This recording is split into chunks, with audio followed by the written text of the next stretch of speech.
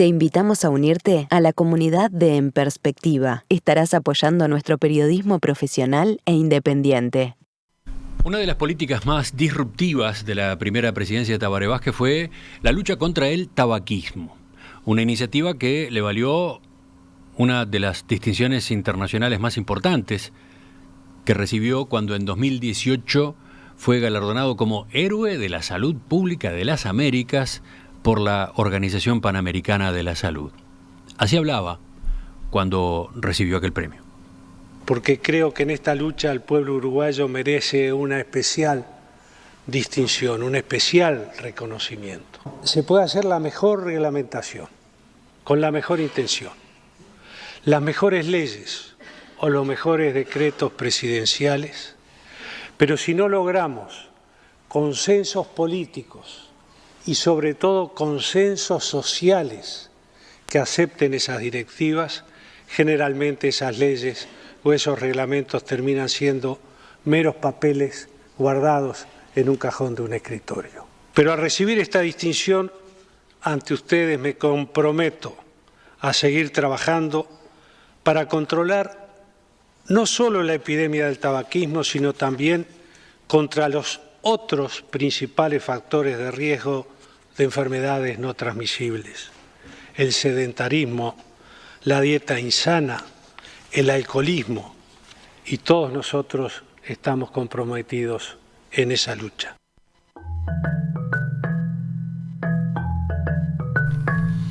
El doctor Miguel Fernández Galeano, subsecretario de Salud Pública en la época, trabajó junto a Vázquez en esta materia. Por eso lo estamos llamando esta mañana, después de haber conversado tantas veces en las tertulias. Miguel, buen día. Buen día, un gusto estar con la audiencia y con ustedes. Poco después de asumir como presidente, Vázquez anunció una batería de medidas para combatir el tabaquismo, entre ellas la prohibición de fumar en espacios cerrados interiores de todo lugar público o privado, así como en sitios públicos en general. En los bares y locales de recreación se aceptaría la implementación de un área exclusiva para fumadores. Otro aspecto clave dentro del paquete fue la regulación de la información. El Ejecutivo emitió un decreto por el que todos los envases de tabaco debían contener en su exterior advertencias sanitarias que describieran los efectos nocivos del producto. Mi pregunta es, ¿esto estaba previsto en el programa del Frente Amplio? Estaba previsto con carácter general, como pasa con todos los temas programáticos, o sea, la idea en el programa de salud, de la promoción de la salud y de la prevención, principio general, y por lo tanto claramente si hay algo que en las últimas horas yo he insistido en Tabaré, es que Tabaré consideraba el programa no ya un compromiso de campaña electoral, un compromiso, un anuncio, sino consideraba una hoja de ruta. De todos modos, parece claro que acá hubo una impronta personal muy fuerte, ¿no? Yo diría que venía dentro de lo que era el planteamiento de combinar en la reforma de salud, en la propuesta de transformar el sistema de salud, de combinar una transformación del sistema con apuntar a un conjunto de medidas de promoción y de prevención de salud, en la idea de que el sistema de salud no lo puede todo, de que si no generamos una dinámica de promoción y prevención, no hay que confundir atención a la salud con atención médica. Creo que ese concepto estaba claro. Y Tabaré lo tenía muy claro, no solo como oncólogo, sino como defensor de política pública. Ya de la Intendencia había estado marcando el camino en este tema. No es que no hubiera nada, Miguel, ¿no? La presidencia del doctor Jorge Valle ya había iniciado un camino en esta dirección. Sin duda, sin duda. Uruguay había firmado en el 2003, en la Asamblea Mundial de la Salud, el convenio marco sobre tabaquismo. Lo que pasa es que Tabaré tomó el convenio marco y dijo, lo repasó, lo tildó, hizo el checklist del convenio y dijo, todo esto hay que hacerlo. Y encomendó a la ministra de la época, la doctora María Julia Muñoz, a quien habla como su secretario, y particularmente quiero destacar al doctor Jorge Vázquez, posteriormente en el segundo periodo de Tabaré ministro, desde la Dirección General de la Salud, a implementar todos los pasos a través de un decreto primero, después de una ley, que apuntaran a ser como país implementadores de ese convenio marco, que es un convenio muy completo, pero que muy pocos países. Uruguay está entre los 5 países del mundo que han aplicado la mayor parte de los puntos del convenio marco. Sí, el doctor Vázquez, la presidencia de Vázquez no inventó las medidas. Las medidas estaban planteadas desde la Organización Mundial de la Salud. Lo que faltaba era llevarlas a la práctica, efectivamente, ¿no? Lo que siempre le falta a las políticas, casi todo en las políticas está dicho. La gracia de la acción política, de la gestión de gobierno, es justamente llevar...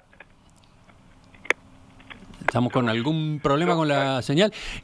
Aprovecho para agregar, mientras solucionamos ese inconveniente, que ya lo que el doctor Jorge Valle hizo en su gobierno había sorprendido, entre comillas, mucho más sorprendía lo que Vázquez decidía avanzar, porque las empresas tabacaleras en Uruguay habían gozado de un poder muy amplio, digamos, eran un lobby muy fuerte que había frenado varias de estas posibilidades, ¿no?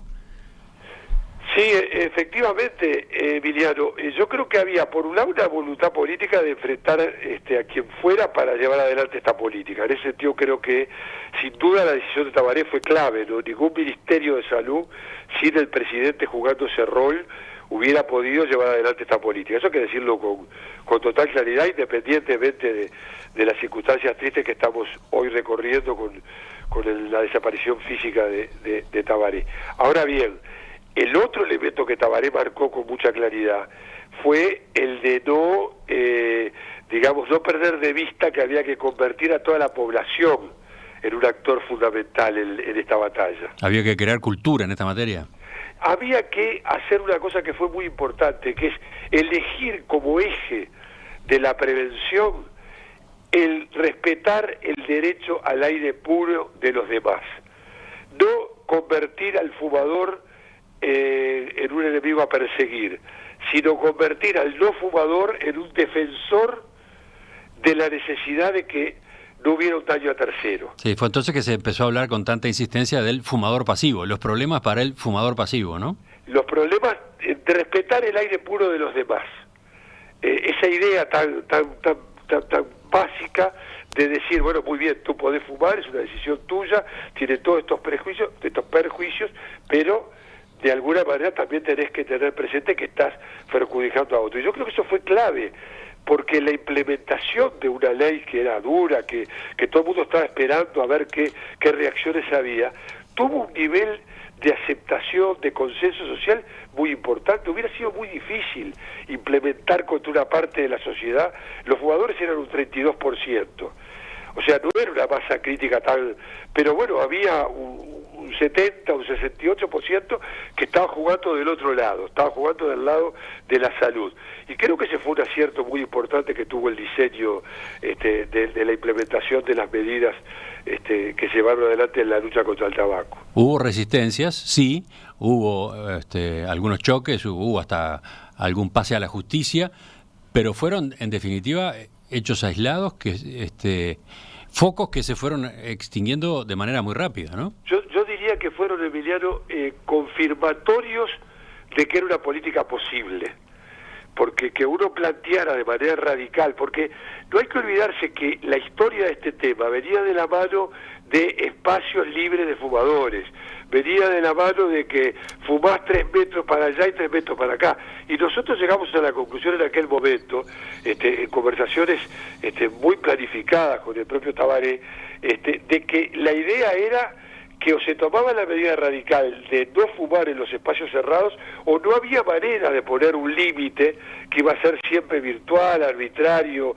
incumplible, dentro de un mismo espacio. Yo no puedo decir que fumo en el living y en la cocina y no fumo en los dormitorios, porque no lo puedo resolver de esa manera. Entonces, el tema es no fumar en los espacios cerrados, hacerlo con carácter general, hacerlo con una muy buena difusión, hubo una campaña muy importante, y después ir incorporando las otras medidas, ¿no? La de las cajillas, los pictogramas, es decir, recorrimos... El aumento del precio, ¿no? El aumento sucesivo del precio del tabaco y los cigarrillos a partir del incremento de los impuestos.